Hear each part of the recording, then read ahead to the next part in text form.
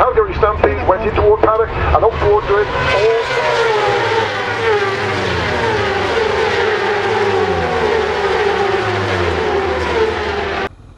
Well, hello everybody, it's Suffolk Andy here at the local cemetery.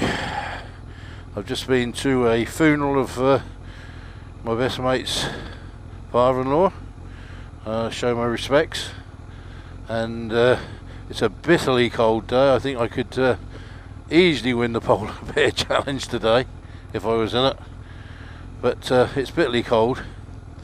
But anyway, that's not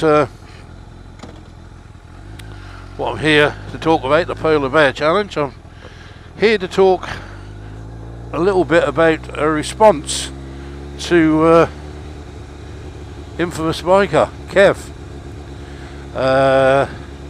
He put a vlog up at the end of last week talking to the dead, and he spoke briefly about his father dying very young and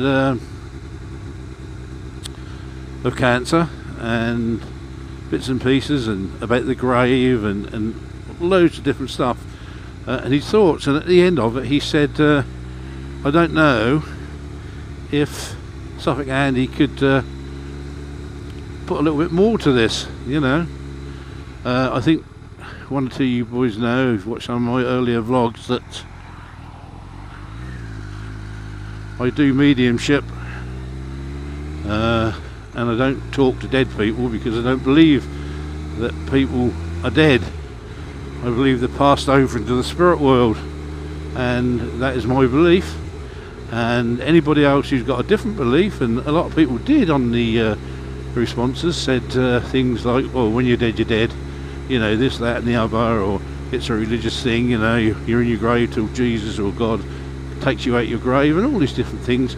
And I, as a Christian spiritualist medium, are quite happy with that, because what is good for you and your belief is good for me too, you know. It's not a thing that I would clash with in the slightest. Everybody's got their own opinions, and if their opinions are different to mine, it doesn't make any difference, and I respect that. Now, I think what he was trying to get me to talk about was how I talk to people who have passed over, you know. I won't say they're dead because I don't believe they are, and explain that. But the trouble is, the subject is so vast, I'd find it very, very hard to put that into a 10-minute vlog. So this is only going to be a very, very basic version of that, because I could talk, you know, for days and days on this one, and all the different aspects of it, you know. So yes, I am a Christian spiritualist medium. That means I have quite a big faith, or I've got a faith in God in my own right, and I always have had, and like all you folks out there, I've been through some bad times, some horrendous times, with people, you know, being killed or dying and stuff like that, and it has helped me get through that a little bit, this belief that I have. There's been one or two occasions where it's knocked me back a bit, and I thought, you know, I'm out there trying to help people, and you've took something very dear to me away, and I found after a time it's brought me back into the fold, and made it that little bit more easier, even though the pain never goes away. This is probably one of the hardest vlogs I've ever had to do, you know, and think about and try and work this out. Right, as for a medium, how do I talk to people who have passed over? Well, this is an ability that every single person has. You've all got it. The trouble is, we're all born with it, but we lose it as we get older. Some people don't. Some people keep it all their lives and become fantastic mediums, you know. And others, like myself, had lost that ability, but it was still there, and it needed to be sort of picked out, if I can say, or helped out. And I spent 6 years learning how to do mediumship, and it took me a good 6 years. But yeah, it took me 6 years to train at the Hawley Spiritualist Church in Ipswich, and then I sort of got the hang of what I got to do, and the only thing I can tell you that it's all done through the mind. It's how, if you can imagine that your brain is a radio receiver and you need to tune it in, and you learn how to tune that receiver in to get the messages from the station or from the spirit world. Now, if you can imagine trying to get a message from the other side of the world on a little crappy little receiver, sometimes that's what it's like. And you've got to remember as well, it's just as hard for them as it is for us to set this receivership up. So it's all about the mind, trying to tune in. Now, some mediums will hear and see people. I don't. What happens in my case is that when I do a message, I'll sit with a person or a hall full of 100 people, it doesn't matter, and I've done that on many occasions, and concentrate and get tuned in, and as it flows it comes out of my mouth. So if I pick something up from the spirit world to somebody, I will tell them. Now, I'll be quite honest with you now, I have seen some big fakes, and they're out there, but not all mediums are fakes. I can assure you, if I thought for 1 minute for 1 minute I was listening to the devil or something evil, I wouldn't do it. And if I thought for 1 minute I was taking advantage out of, you know, vulnerable people who've lost loved ones, and I was taking advantage of them people, I wouldn't do it. It'd be a no-no. If you knew me as a person, you know I'm probably, and I have to say it, a genuine guy. I have one policy in life, and that's not to lie, and that's got me into trouble a few times in the past, I can assure you. So yes, I wouldn't do it. If you think that mediums will tell your fortune like a gypsy, they can't. Do you think that mediums can tell you you're going to die? They can't. That sort of stuff never comes through to me, and the other mediums I know who are genuine wouldn't do the same either. Sometimes we can get a little inkling that there's a problem in your life and you need a bit of direction, and sometimes they can give you that little bit of direction, you know. But as for your future, no, it just does not happen. So that's one thing you got to remember. Bloody cars, eh?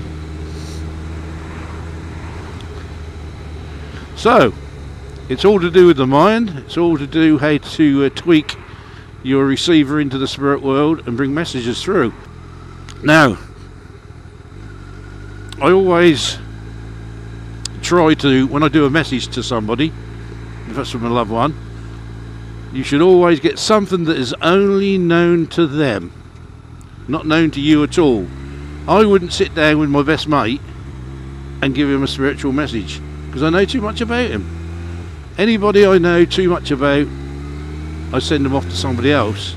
If I, how can I give this? I'll give you an instance. On holiday, there was two old girls who had both lost their husbands, and I knew they'd lost their husbands, but that was the only thing I knew about them. I didn't know their names or anything like that. And they had been chasing me down for about 3 years. Every time I met them anywhere, which wasn't very often, they say, Andy, we need a message off you, we want to sit down with you. And we all went on holiday together on this bus, and they said, can you give us this spiritual message? Can you do this mediumship for us? So I thought, right, they've been asking for 3 years, so I'll do it. So I sat them both down one afternoon, the two of them, and gave them a spiritual message. Well, I had to give them something that would prove that I had their husbands there. And to cut a long story short, the reading went very well, but I started to get a very, very bad pain in my right eye, and I had to put my hand over it, and I said, I've lost an eye, I haven't got an eye. And one of the ladies said, no, my husband was born without an eye. He had a glass eye. And the other lady said, yeah, my husband had an accident at work and was blinded in one eye. So, you know, there was no way that I would ever know that, you know. And I said to the other lady, what is this box? A very special box, a little wooden box with something very special in it. And I feel it's gone somewhere special.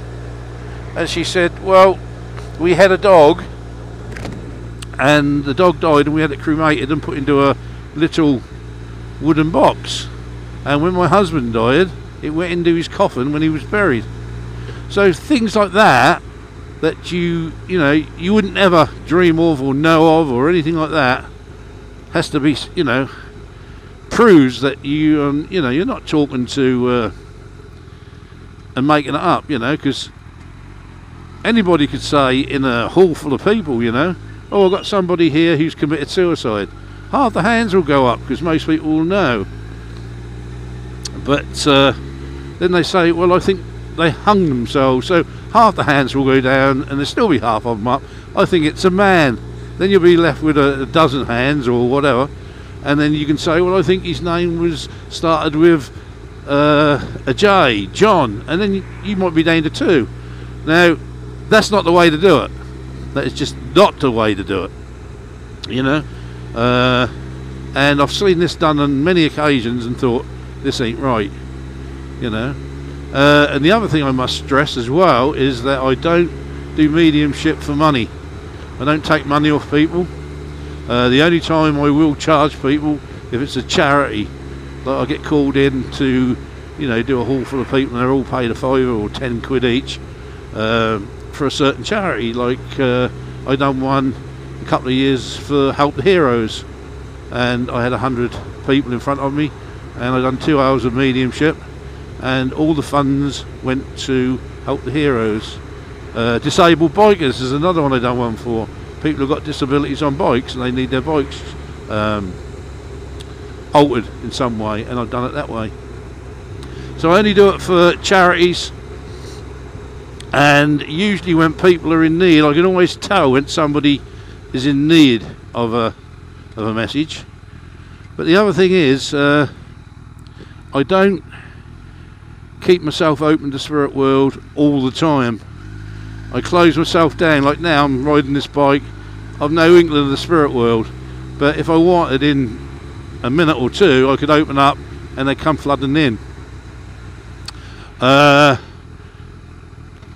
can honestly say I'm not schizophrenic. I'm not hearing noises in my head to go and kill people or tell them nasty things and stuff like that, because it just doesn't happen. It's all good. It's all good stuff.